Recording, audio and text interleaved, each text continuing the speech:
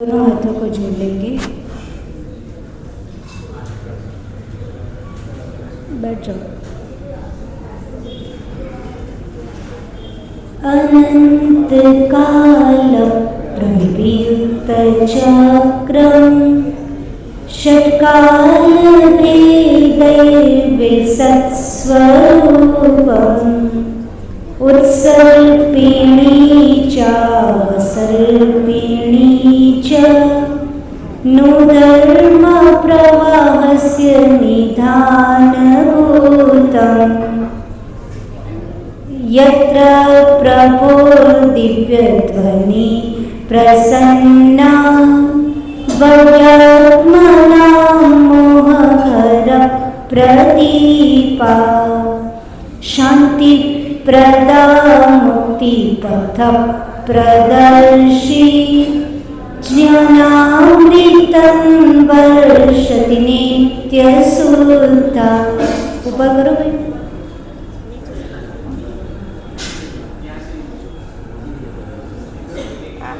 धीरे करो, धीरे। हाँ बस बस। नीचे से करोगे तो इजी रहेगा। हाँ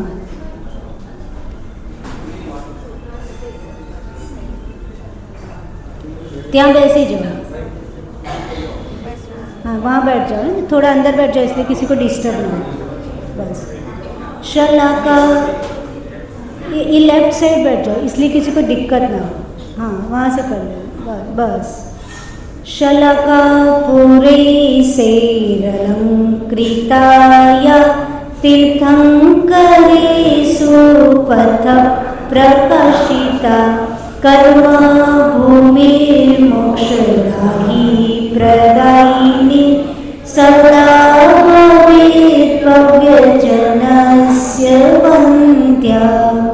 जय बोले अनंतानंद सिद्ध परमेष्ठी भगवान की, देवादिदेव श्री 1008 मूलनायक पार्श्वनाथ भगवान की, परम पूज्य आचार्य भगवान यति ऋषभ मुनि महाराज जी की, परम पूज्य आचार्य भगवान सिद्धांत चक्रवर्ती नमी चंद्र मुनि महाराज जी की, परम पूज्य आचार्य भगवान उत्कृष्ट समाधि सम्राट गणाचार्य गुरुदेव श्री विराट सागर जी महाराज जी की, परम पूज्य भट्टाचार्य चर्या शिरोमणि श्री विशुद्ध सागर जी महाराज जी की, द्वादशम जिनवाणी माता की।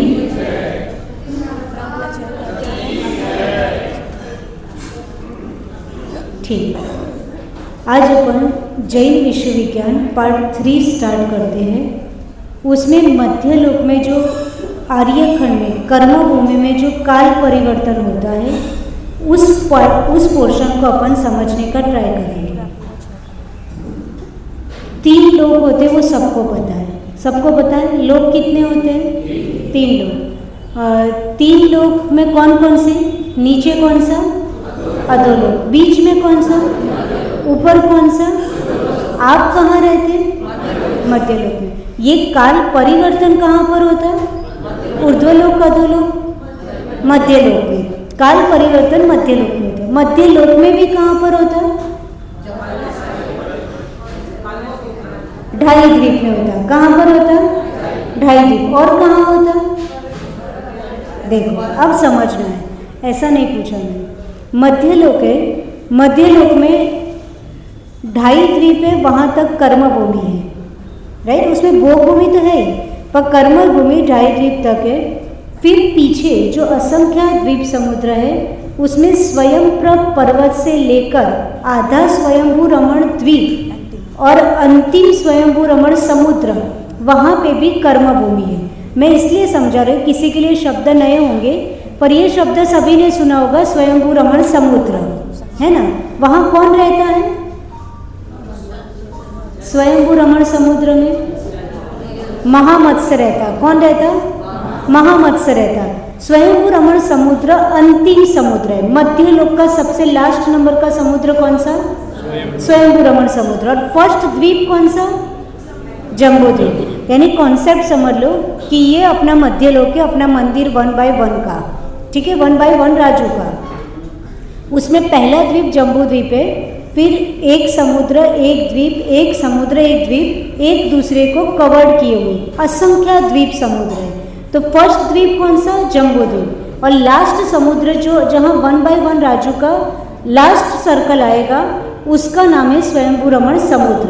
उसके आगे यानी लास्ट से सेकंड लास्ट स्वयंभू रमण द्वीप है, उसके सेंटर में एक पर्वत है जिसका नाम है स्वयंप्रभ पर्वत, राइट। जैसे अपने पुष्करवर द्वीप के सेंटर में मानसोत्तर पर्वत था ना, ऐसे वो स्वयंभू रमण द्वीप के सेंटर में स्वयंप्रभ पर्वत है।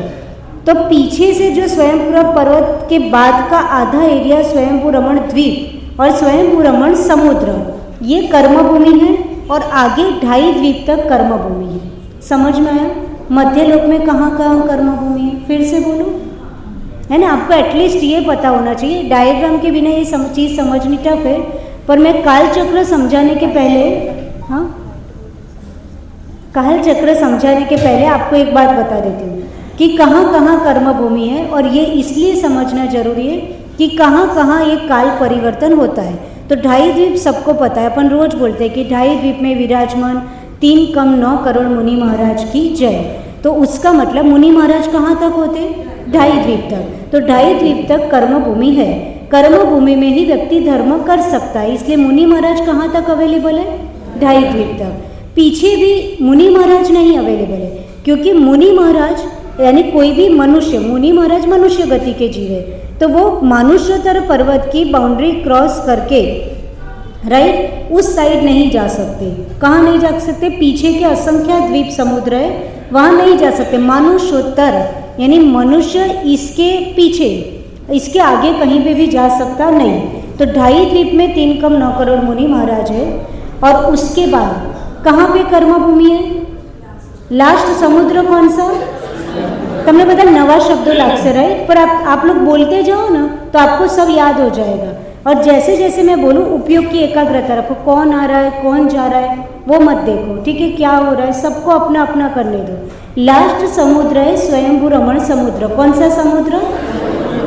समुद्र स्वयंभू रमण समुद्र के पहले यानी सेकेंड लास्ट। તમે इमेजिनेशन કરી શકો, लास्ट सर्कल और उसके पहले का सर्कल, राइट, उसको क्या कहा जाता है? स्वयंभू रमण द्वीप। कौन सा द्वीप? स्वयंभू रमण द्वीप। तो स्वयंभू रमण द्वीप है, उसके सेंटर में एक पर्वत है जिसका नाम है स्वयंप्रभ पर्वत। कौन सा पर्वत? यानी आप तुम्हें 2 सर्कल ड्रॉ कर दो, एक सर्कल स्वयंभू रमण द्वीप का, उसके बाहर एक सर्कल स्वयंभू रमण समुद्र का। अब जो द्वीप, सपोज इतना सा द्वीप है, बराबर, ये सर्कल है पूरा, उसके सेंटर में एक क्या है? पर्वत है। तो वो द्वीप कितने पार्ट में डिवाइड हो गया? 2। तो जो पीछे का आधा बचा स्वयंभू रमण द्वीप आधा, और उसके बाद में क्या बचा? स्वयंभू रमण समुद्र, वहाँ कर्मभूमि है, ठीक। तो वहाँ पे जो जीव होंगे वो कौन से होंगे? कर्मभूमि के जीव होंगे। और बीच में जो एरिया बचा 2.5 द्वीप से लेके आधा स्वयंप्रभ पर्वत तक, बीच के जो असंख्य द्वीप है वहाँ सभी कौन रहते हैं? जगन्य भोगभूमि तिर्यंश। कौन रहते हैं? ठीक, भोगभूमि जीव रहते हैं। अभी अपना कंसल्ट किससे है? कर्मभूमि से। वो कभी डायग्राम में दूसरी पीडीएफ में, पर मैंने ऊपर से आपको बता दिया कि कहाँ कहाँ कर्मभूमि है। फाइन। अब ये जो काल परिवर्तन होता है वो कहाँ पर होता है? कर्मभूमि में। कहाँ पर होता है? कर्मभूमि में। अपन सब कर्मभूमि के जीव है कि भोगभूमि के? એવું नहीं कि हमें गुजरात में रहिए એટલે भोगभूमि ना, राइट। ऐसी कहावत है कि गुजरात के लोग बहुत झलसे से रहते हैं, इसलिए साधु आते ना तो क्या बोल के जाते कभी कभी कि गुजरात तो भोगभूमि है, राइट। गुजरात भोगभूमि नहीं है, पर यहाँ के लोग कंपेरेटिवली दूसरे स्टेट की कंपैरिजन में बहुत झाव जलाली से रहते हैं। फाइन, इसलिए यहाँ के लोगों को बोल दिया जाता है कि भोगभूमि के, है ना। वैराग्य नहीं होता है ऐसा नहीं, वैराग्य क्रिएट करने वाला अथवा वो एटमॉस्फेयर जहाँ पे क्या होता है कि जहाँ पे बहुत सुख होता है अथवा जहाँ पे बहुत क्या होता है मॉडर्निज्म होती है, वहाँ पे लोगों को वैराग्य के लिए सोचने के स्कोप कम मिलते हैं। फाइन, इसलिए जहाँ एजुकेशन हाई हो जाता है तो एक एजुकेशन के बाद लोगों के मन में क्या होता है कि भाई एजुकेशन के बाद दीक्षा क्यों ले ले, ऐसा। तो इसलिए यहाँ कम होता है क्योंकि एजुकेशन रेट हाई है, राइट, बिजनेस रेट हाई है और मॉडर्निज्म हाई है। सब हाई होने के कारण व्यक्ति उस लेवल तक सोच नहीं पाता। फाइन, तो उसका मतलब हम भोगभूमि के जीव नहीं है, वो कहने के लिए बोल दिया। हम कर्म भूमि के ही जीव है, फाइन। अब कर्म भूमि कहाँ कहाँ है पहले वो समझ लो। ढाई द्वीप में है, पीछे आधा स्वयंप्रभ पर्वत के बाद का आधा स्वयंभू रमण द्वीप और स्वयंभू रमण समुद्र, यहाँ पे क्या है कर्म भूमि, यहाँ काल परिवर्तन होता। अब તમે कोई स्क्वेर हो, स्क्वेर एमा सर्कल सर्कल सर्कल ड्रॉ करो तो लास्ट में स्क्वेर के 4 कोने बचेंगे कि नहीं? इमेजिनेशन करो, आ स्क्वेर है, आ एक्चुअली में रेक्टेंगल टेबल है, बट स्क्वेर समझो कि 1/1 राजू का स्क्वेर है। उसमें मैंने एक सर्कल ड्रॉ किया, दूसरा सर्कल ड्रॉ किया, ऐसे असंख्यात सर्कल ड्रॉ किए, तो लास्ट में क्या बचेगा? 4 कॉर्नर्स रिमेनिंग रहेंगे। वहाँ पे भी कर्म भूमि तिर्यंश रहते हैं। कौन रहते हैं? जो लास्ट के 4 कोने बचेंगे वहाँ पे भी कर्म भूमि के तिर्यंश रहते हैं। ठीक, अब काल का स्वरूप अपन समझते हैं। तो आर्यखंड में आपको माउस हो ना, तो वहाँ से आप वो कर सकते हो, क्या कर सकते हो नीचे कि मैं क्या पढ़ रही हूँ जिससे लोग फोकस कर पाए।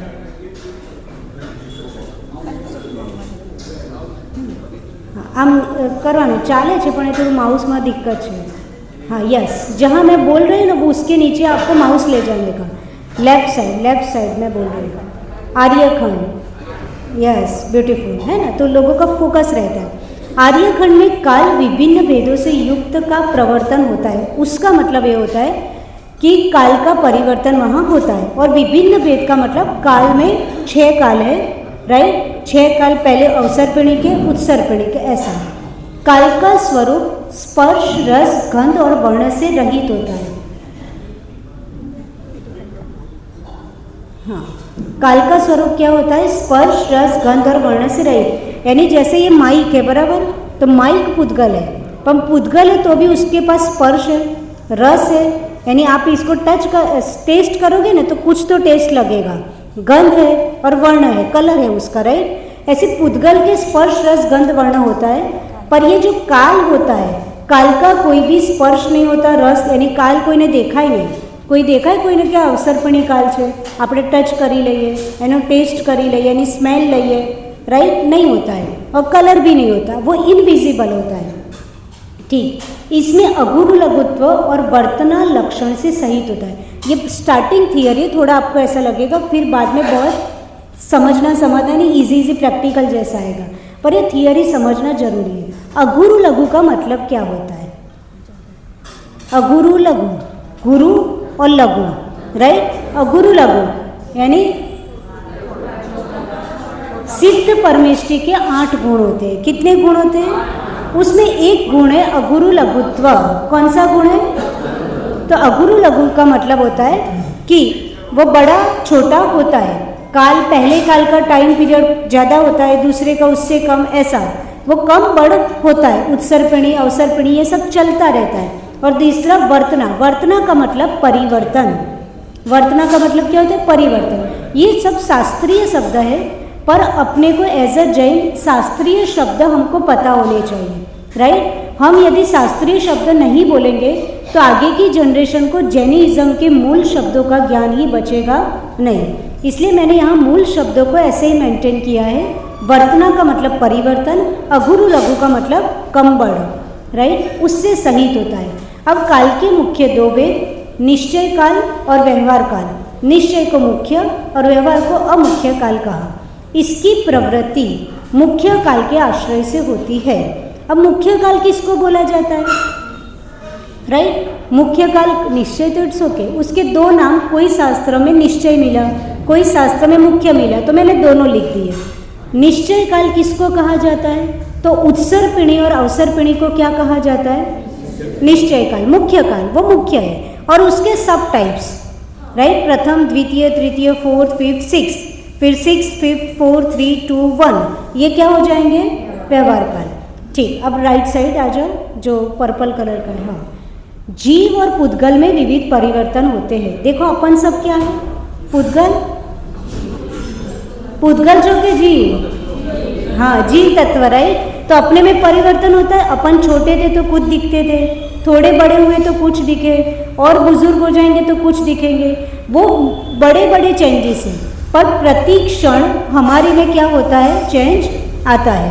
ऐसे पुद्गल में भी आता है। पुद्गल में कैसे होता है? सपोज ये माइक है, है ना। तो ये माई की एज कितनी, 1 साल ऐसा दिखेगा, फिर यूज़ होगा, फिर दूसरे साल थोड़ा उसकी आयु कम होगी, तीसरे साल और कम होगी।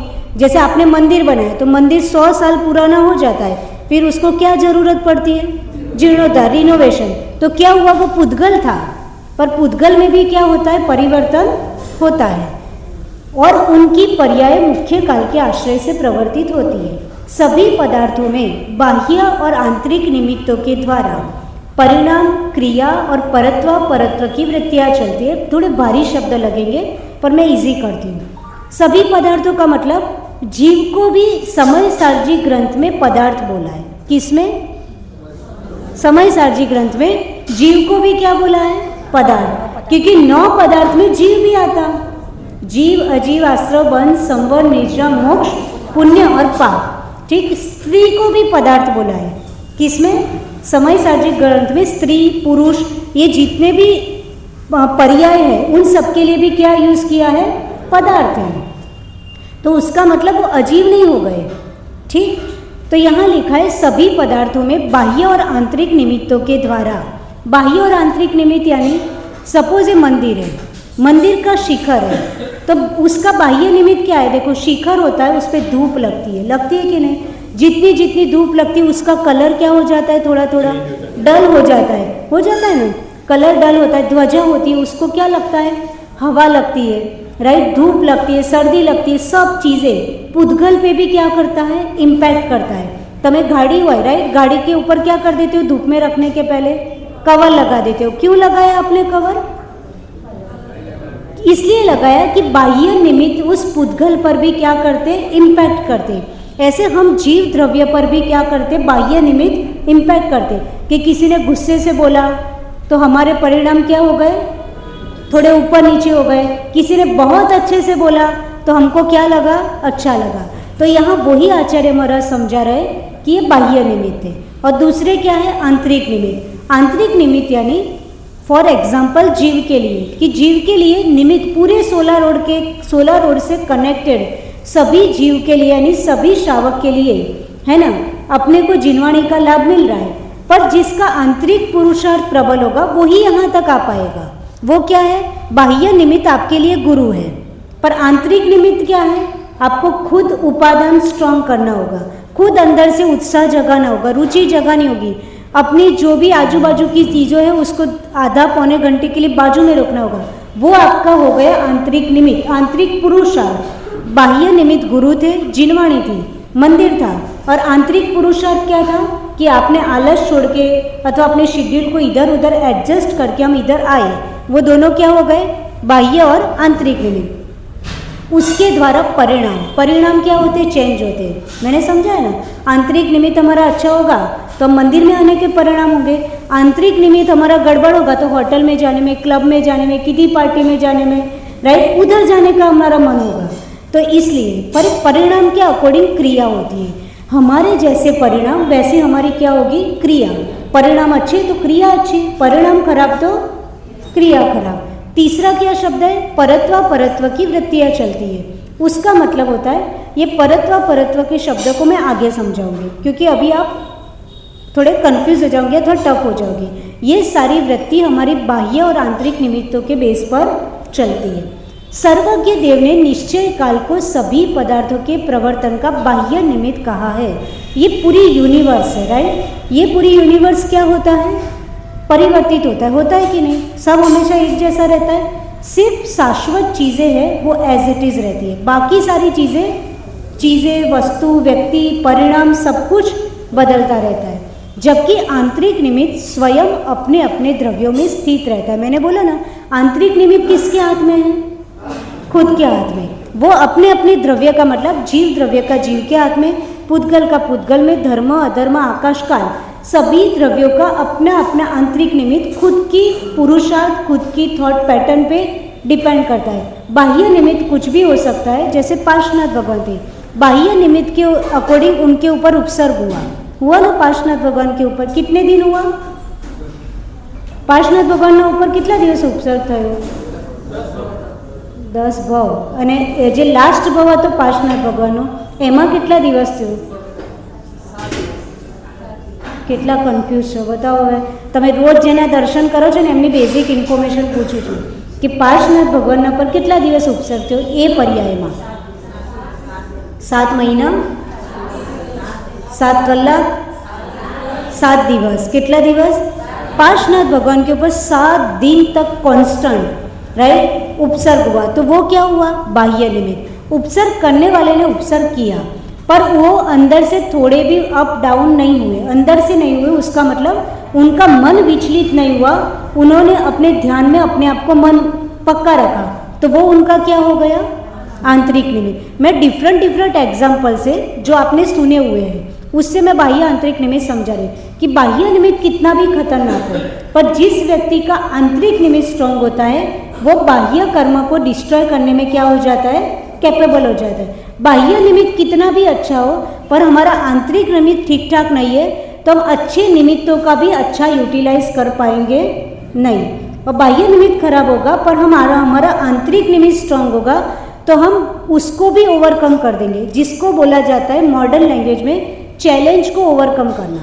कोई चैलेंज थी लाइफ में पर आप इनरली इतने स्ट्रांग थे कि आपने क्या कर दिया? चैलेंज को भी ओवरकम कर लिया. यही चीज़ यहाँ बता रहे हैं. फाइन. तो आंतरिक निमित्त अपने अपने द्रव्यों में स्थित रहता है. आगे काल के भिन्न भिन्न अणु आपस में प्रविष्ट नहीं होते. आप ध्यान रखो, काल के अणु होते राइट, वो आपस में प्रविष्ट नहीं होंगे. जिन लोगों ने द्रव्य संग्रह पढ़ा होगा उसमें एक गाथा आती है राइट. उस गाथा का अर्थ ऐसा होता है कि सपोज ये मेरा टेबल है, इस टेबल पर आप बहुत सारे डायमंड रख लो. क्या रख लो? डायमंड रख लो. तो क्या एक डायमंड का परमाणु दूसरे डायमंड में मिक्स होगा? नहीं होगा.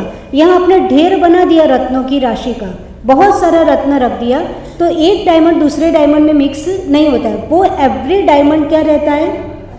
सेपरेट रहता है.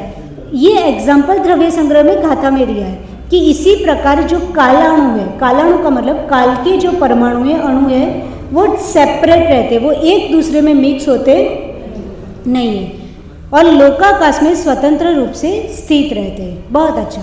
अब थोड़ा ये बहुत थियरी हो गई, मैं आपको इजीली समझा दूँ.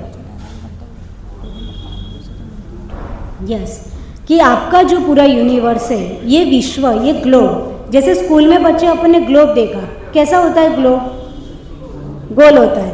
कितने लोग मानते हैं कि ग्लोब गोल होता है? ग्लोब का मतलब पृथ्वी राइट.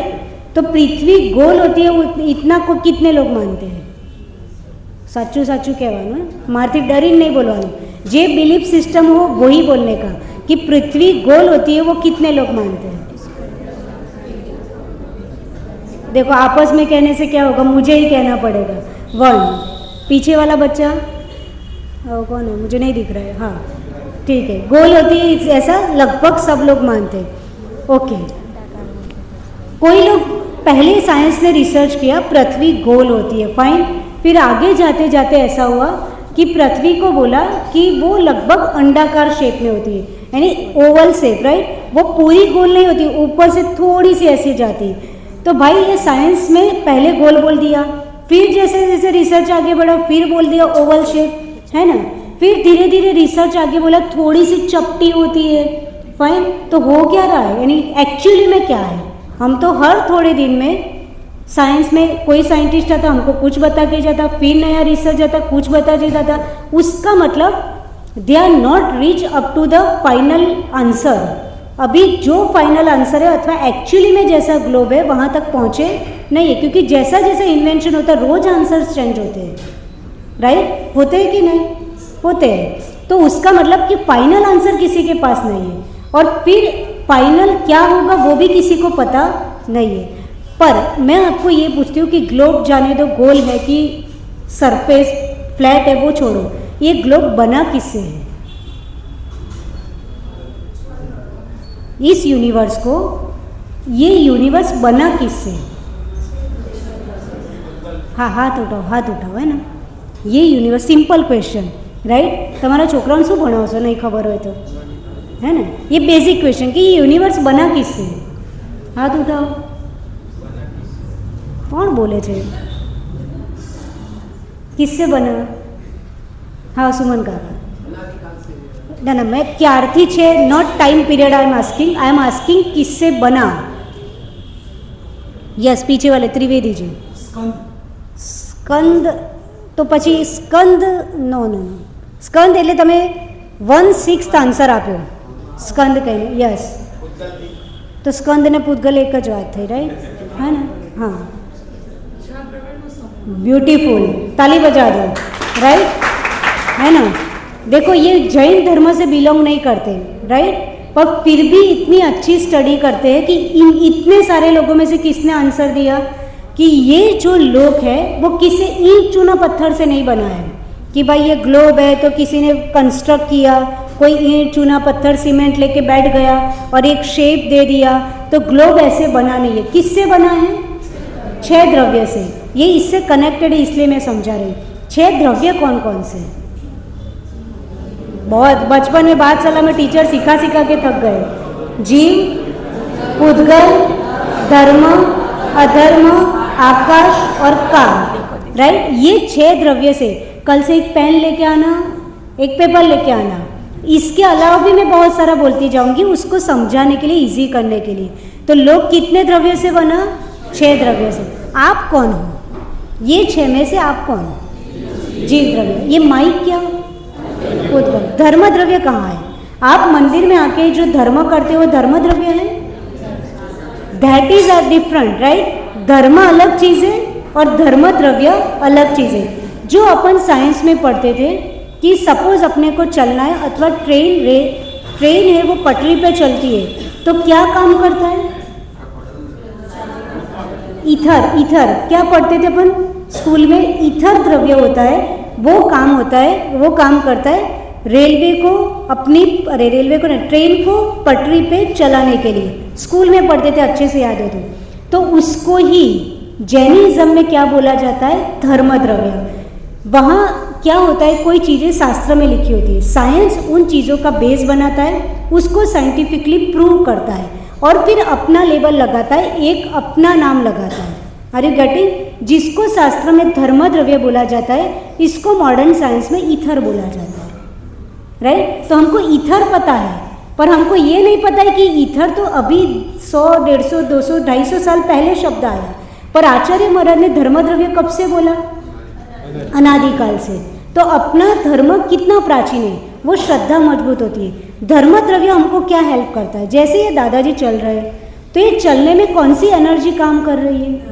धर्म द्रव्य. वो ऐसे ही नहीं चल पा रहे, राइट?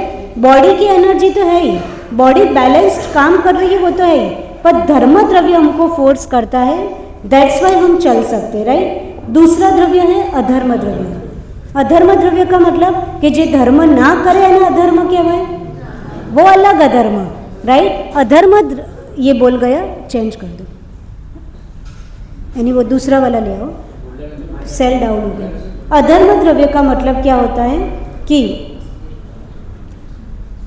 जो व्यक्ति बैठा है, जैसे हम सभी बैठे हैं तो कोई हम जंप नहीं लगा रहे, बैठे बैठे आराम से बैठ पा रहे हैं ना, तो वो किस बेस पे बैठ पा रहे हैं?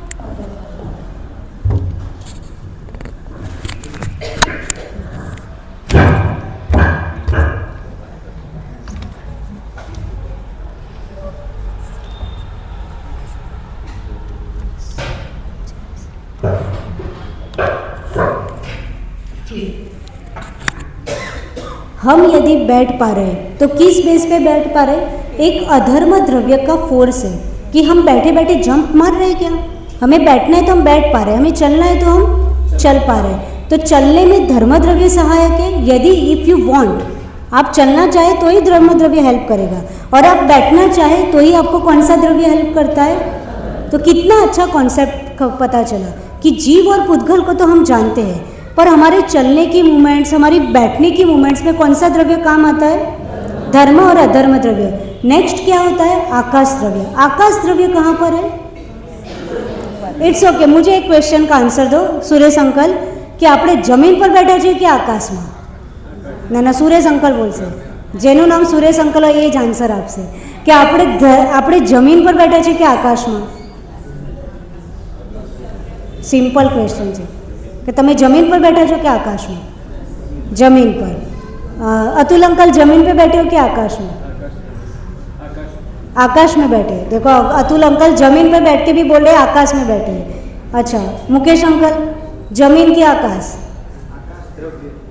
ना, वो तो एक आंसर बताओ कि जमीन के आकाश, जमीन। अच्छा और कोई?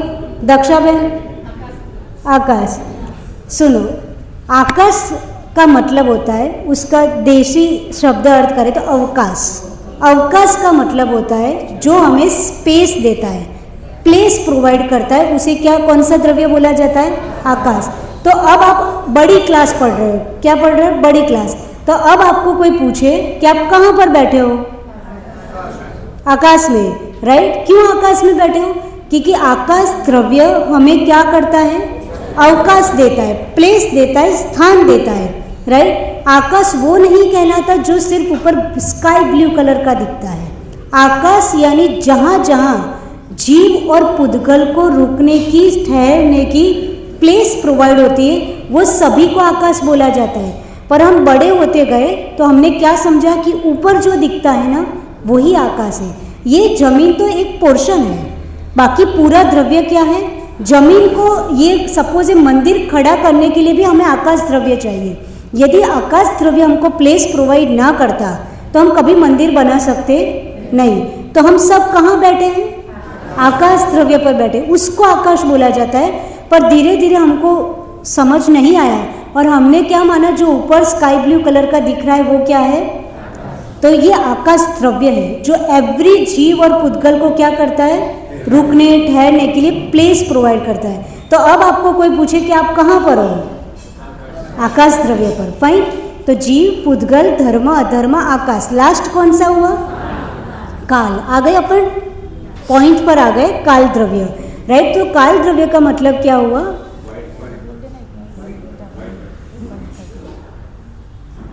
डबल क्लिक कर दो तो हो जाएगा। एक बार है ना, बैक आ जाओ, बैक। जैसा बोले वैसा करो। अरे वो निशान लगाना, एरो का निशान, बैक का। हाँ, एक बार दबाओ। अपने कोई कान मचड़ दें तो अपनी क्या हालत हो, ऐसे एक बार समझाओ। सबसे फर्स्ट पॉइंट है ना, सोर्स की क्या लिखा है? हाँ, वहाँ जाओ, ओपीएस में आ जाओ, ओपीएस, यस। एक बार दबाओ भाई, उसको भी समझने में देर लगती है। हाँ, आ गया, ठीक।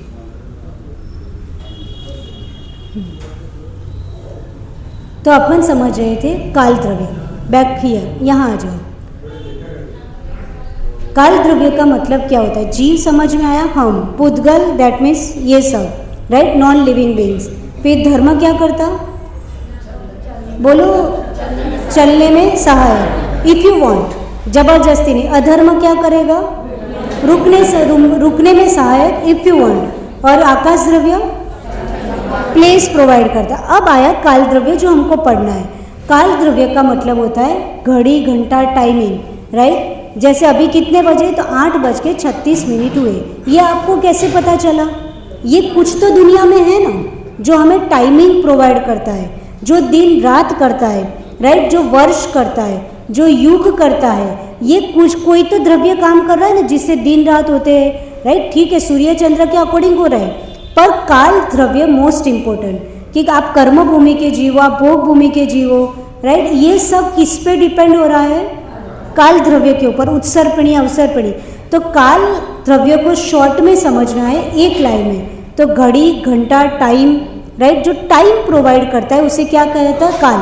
काल એટલે नहीं कि कोई नो काળ થઈ ગયો, राइट। वो इसीलिए बोला जाता है, अपन नहीं बोलते कि उसका काળ, वो काળ પામ્યા। કાળ પામ્યા એટલે આ જે પર્યાય હતી એની કાળનો શું થઈ ગયો? એન્ડ આવી ગયો, એટલે કાલ પર से ही काल शब्द आया।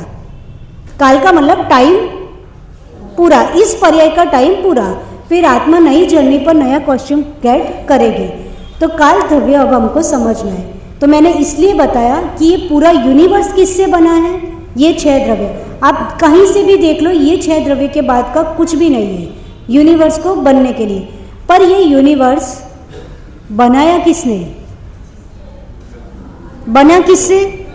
6 द्रव्यों से, राइट। ये 6 द्रव्य में पूरा पूरा पूरा यूनिवर्स आ गया, कुछ भी जरूरत नहीं है। जीव पूरे आ गए, पुद्गल पूरे आ गए, उनको हलन चलन के लिए, रुकने के लिए धर्म अधर्म आ गए, प्लेस मिल गई हमको, टाइमिंग मिल गया। पर ये 6 द्रव्य ये यूनिवर्स 6 द्रव्य से बना, पर बनाया किसने इस यूनिवर्स को? इस वर्ल्ड को बनाया किसने? कोई भगवान?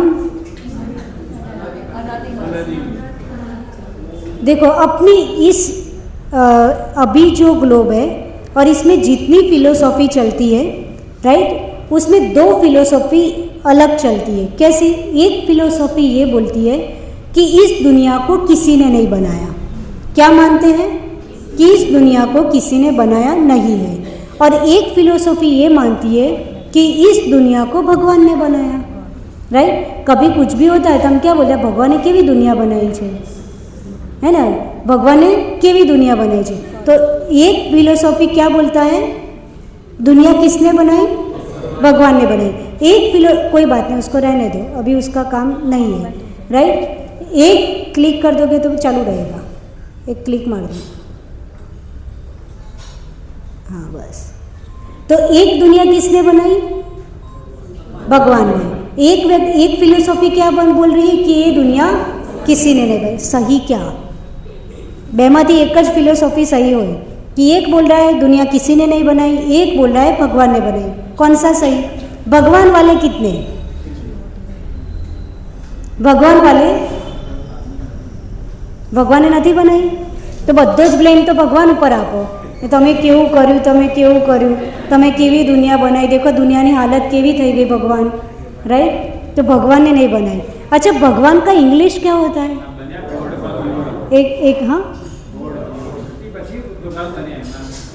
ना ना हूँ तो એટલે મારો પોઈન્ટ તે છે ભગવાને બનાई कि नहीं बनाई? नहीं बनाई, ठीक। अच्छा, भगवान का इंग्लिश क्या होता है? गॉड। अच्छा, गॉड का मतलब क्या होता है? देखो हमको जो सीखा गया ना हम एक्सेप्ट कर लेते बचपन से, राइट। गॉड का मतलब पता है आपको? गॉड शब्द कैसे बना? G for generator, G for generator, O for operator और डी फॉर डिस्ट्रॉयर। जो फिलोसॉफी ऐसा मानती है कि इस वर्ल्ड को किसी ने जनरेट किया है, राइट, यानी ब्रह्मा ने क्या किया? जनरेट किया। Vishnu is operator and Lord Shiva will be destroyer. जो फिलोसॉफी ये मानती है उस फिलोसॉफी ने एक शब्द बनाया गॉड। तमे मानो છો આ ફિલોસોફીમાં? तो तमे तो गॉड गॉड ज बोलो छो। गॉड शब्द कैसे बना पता है? जी फॉर जनरेटर, यानी Brahma is the generator of this universe. O for operator, यानी जो फिलोसॉफी ऐसा मानती है कि Vishnu ji is the operator of this universe, और जो फिलोसॉफी ये मानती है कि lord Shiva will be the destroyer of this universe. उन्होंने शॉर्ट में क्या कर दिया? Generator, operator and destroyer. और जो ये तीनों काम करते हैं वो भगवान करते हैं, इसका शॉर्ट फॉर्म क्या बन गया? अब जैनिज्म क्या करता है कि इस यूनिवर्स को किसी ने जनरेट किया क्या? नहीं किया। कि कोई ऑपरेट करता है कि ऊपर बैसीने बधुं ज मैनेजमेंट करता हुआ करता है क्या भैया? नहीं करता, राइट। ये एमना हाथ में जब तो दुनिया आवी होत, उनके हाथ में ऑपरेटिंग सिस्टम होती तो दुनिया ऐसी होती क्या? नहीं होती, राइट। तो operate, no one is operating this world. और लास्ट डिस्ट्रॉय। एवा भगवान केवा कि लास्ट में आखी पृथ्वी डिस्ट्रॉय कर दे, एमने शू मजा आवे, राइट। वो क्यों डिस्ट्रॉय करेंगे एज अ गॉड? तो हम नहीं मानते हैं कि इस पृथ्वी को क्रिएट किया। हम नहीं मानते हैं कि कोई महापुरुष है जो इस पृथ्वी को क्या कर रहे हैं? ऑपरेट कर रहा है। और हम नहीं मानते कि इस पृथ्वी को किसी ने डिस्ट्रॉय किया। तो नो वन इज, तो गॉड शब्द बोला है આપણાથી, એટલે તમે ગોડ શબ્દ બોલો ભગવાનનો ઇંગ્લિશ, તો એનો મતલબ શું થયું? કે તમે એ ફિલોસોફીમાં બિલીવ કરો છો जो जनरेटर, ऑपरेटर और क्रिएटर का, अरे जनरेटर, ऑपरेटर और डिस्ट्रॉयर पे बिलीव करती है। तो ना हम किसी को जनरेटर मानते, ना किसी को ऑपरेटर मानते, ना किसी को, तो हम क्या बोलेंगे फिर? हम क्या बोलेंगे? गॉड बोलोगे तो आपकी फिलोसॉफी बदल गई, क्योंकि उस फिलोसॉफी के बेस पर भगवान का इंग्लिश क्या बना? गॉड बना है, राइट, है ना। परमात्मा इज हिंदी वर्ड, भगवान इज हिंदी वर्ड। રાઈટ. પણ ભગવાનનું ઇંગ્લિશ ગોડ આ ફિલોસોફી પર બન્યું છે અને અમે આખી જિંદગી એ જ फिलोसॉफी क्या कहिए, गॉड बोल के वही फिलोसॉफी को प्रमोट करते हैं क्योंकि हमको पता नहीं होता. तो ये समझ लो कि ये दुनिया का कोई क्रिएटर नहीं है, कोई ऑपरेटर नहीं है, कोई डिस्ट्रॉयर होगा नहीं. ये सब क्या है, शाश्वत है और काल द्रव्य के अकॉर्डिंग ये सब उथल पाथल होती है. कोई व्यक्ति का रोल नहीं होता. देखो आपने बोला कि एक्स नंबर के भगवान है. कौन से नाम के भगवान है, एक्स नाम के भगवान है जिन्होंने इस दुनिया को क्रिएट किया, मान लो. राइट. तो क्वेश्चन आएगा कि एक्स नंबर के भगवान को क्रिएट करने वाला व्यक्ति कौन. तो किसी ने बोला वाई. राइट. यानी उससे बड़े भगवान है कोई वाई जिन्होंने एक्स को क्रिएट किया. तो तुरंत क्वेश्चन आएगा कि वो बड़े भगवान जो वाई है उनको क्रिएट करने वाले कौन. तो थर्ड पार्टी ने आंसर दिया कि जेड उनसे भी बड़े हैं. राइट. तो उन्होंने जेड ने वाई को क्रिएट किया, वाई ने एक्स को किया. So now question is raising कि जेड को किसने क्रिएट किया. तो एक पॉइंट पे तो हमें अटकना पड़ेगा ना कि दिस पर्सन जिसको किसी ने नहीं बनाया, राइट, पर उसके थ्रू पास होते हुए ये व्यक्ति बने. तो एक व्यक्ति की सत्ता हमने स्वीकारी कि उसको किसी ने नहीं बनाया. तो पूरे जीव द्रव्य को किसी ने नहीं बनाया, ऐसी सत्ता स्वीकारने में क्या परेशानी. राइट. आपको उस फिलोसॉफी की बिलीफ सिस्टम के साथ भी वहाँ स्वीकारना पड़ेगा कि एक व्यक्ति है जिसको किसी ने नहीं बनाया. फाइन है ना. और ऐसा स्वीकारना पड़ेगा तो फिर पूरी जीव द्रव्य है, अनंतानंत जीव है इस यूनिवर्स में, उन सभी को भी किसी ने नहीं बनाया. ऐसा स्वीकारने में क्या प्रॉब्लम. जब एक को तो स्वीकारना पड़ेगा ना. तो एक स्वतंत्र हो सकता है, शाश्वत हो सकता है, तो सभी जीव क्या हो सकते हैं, शाश्वत हो सकते हैं. ये टेक्निकली और लॉजिकली भी प्रूव होता है. राइट. तो अपना टाइम हो चुका है. कल अपन आगे बढ़ेंगे कि आज अपन ने इतना समझा, क्विक रिवीजन क्या समझा, 6 द्रव्य का रोल क्या है. राइट. ये जितनी भी उथल पाथल हो रही है दुनिया में वो सब काल द्रव्य के कारण उत्सर्पिणी अवसर्पिणी चल रहा है.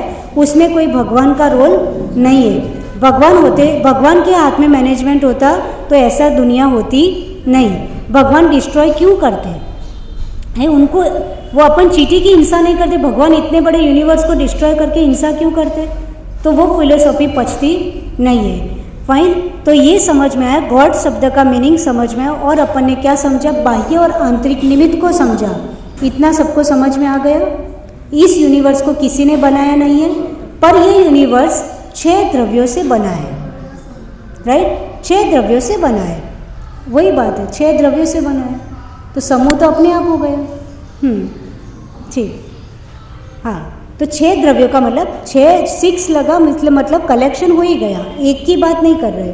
तो 6 द्रव्यों से ये पूरा यूनिवर्स बना है. अब उसमें अपने को लास्ट नंबर का द्रव्य काल द्रव्य, जिसके कारण ये पूरी दुनिया ऐसे चल रही है, सुख दुख वो कर्म अधीन है, पर वो भी काल भी उसमें रोल प्ले करता है. वो किस तरह से करता है वो अपन कल समझेंगे. आज इतना ही. सबको समझ में आ रहा है. आज थोड़ा टफ लगेगा, हो सकता है, क्योंकि थियरी थी, पर वो कॉन्सेप्ट समझना जरूरी था. 6 द्रव्य और उसमें काल द्रव्य हम क्यों पढ़ेंगे.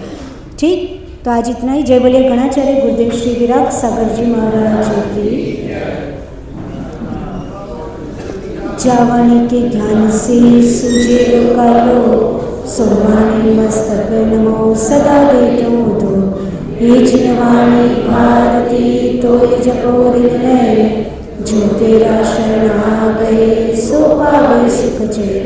देव बजो अरिहंत को गुर सेवा निर्ग्रहण, दया धर्म पालो सदा यही मोक्ष का वन.